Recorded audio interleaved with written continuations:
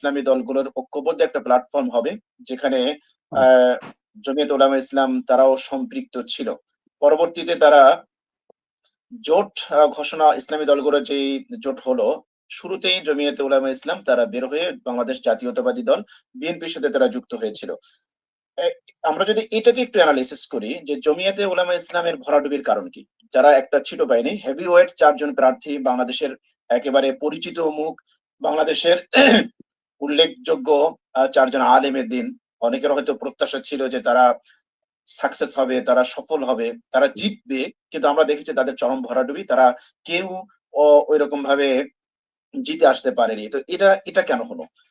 যদি আমরা একটু নিরপেক্ষ দৃষ্টিতে দেখি, তাহলে আমরা দেখব যে বিএনপির সাথে অন্যান্য শরিক যে দলগুলো, ছোটখাটো যে হুম, দলগুলো যুক্ত হয়েছে, সেখানে তাদের অল্প সংখ্যক যে আসন দেওয়া হয়েছে, যেরকম ভিপি নূর, তারপরে জুনায়েদ সাকি সহ আন্দালিবুর রহমান পার্থ, এরকম যারা মোটামুটি বিএনপির সাথে যুক্ত হয়েছে, সবাই কিন্তু জয় পেয়েছে। কিন্তু ইসলামী দলের 4 জন হেভিওয়েট প্রার্থী, বাংলাদেশের পরিচিত মুখ, তারা কিন্তু একজনও জিতে আসতে পারেনি। এই কারণটা কি? এর 1 নম্বর কারণ হচ্ছে যে যারা ইসলামী মাইন্ডের, তারা জমিয়ত উলামা ইসলামকে ভোট দেয় নাই।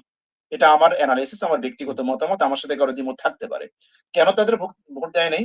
তার অন্যতম একটা কারণ হচ্ছে, সর্বপ্রথম যখন জমিয়তে উলামা ইসলাম ইসলামী দলগুলো থেকে আলাদা হয়ে গিয়েছে, তখন একটা ন্যারেটিভ তৈরি হয়েছে যে তারা ইসলামী দলগুলোর সাথে ঐক্য চায় না, তারা ইসলামী দলগুলোর সাথে একসাথে পথ চলতে চায় না, বা ইসলাম প্রতিষ্ঠা করতে চায় না। এই ধরনের একটা ন্যারেটিভ তৈরি হয়েছে। এজন্য ওলামা ইকরামের প্রতি, সাধারণ ওলামা ইকরামের প্রতি সাধারণ মানুষের যে একটা ভালোবাসা, একটা রেসপেক্টের জায়গা, একটা শ্রদ্ধার জায়গা, এই জায়গাটায় তারা কিন্তু অনেকটা পিছিয়ে পড়েছে। জমিয়ত উলামা ইসলামের হুম, যেই সম্মানিত 4 জন ওলামা ইকরাম, দেশের পরিচিত মুখ, উল্লেখযোগ্য আলেমে দিন, তারা প্রতিদ্বন্দ্বিতা করতে গিয়ে তারা হেরে গিয়েছে। তার অন্যতম একটা কারণ হচ্ছে এই, তাদের ব্যাপারে জনগণের একটা নেগেটিভ ন্যারেটিভ তৈরি হয়েছে, একটা নেগেটিভ চিন্তা চেতনা তৈরি হয়েছে, যে তারা মনে হয় ইসলামকে ক্ষমতায় আনার চেয়ে তারা মনে হয় ব্যক্তি স্বার্থটাকে বেশি প্রায়োরিটি দিয়েছে বা প্রাধান্য দিয়েছে। এরকম একটা মনোভাব তৈরি হয়েছে।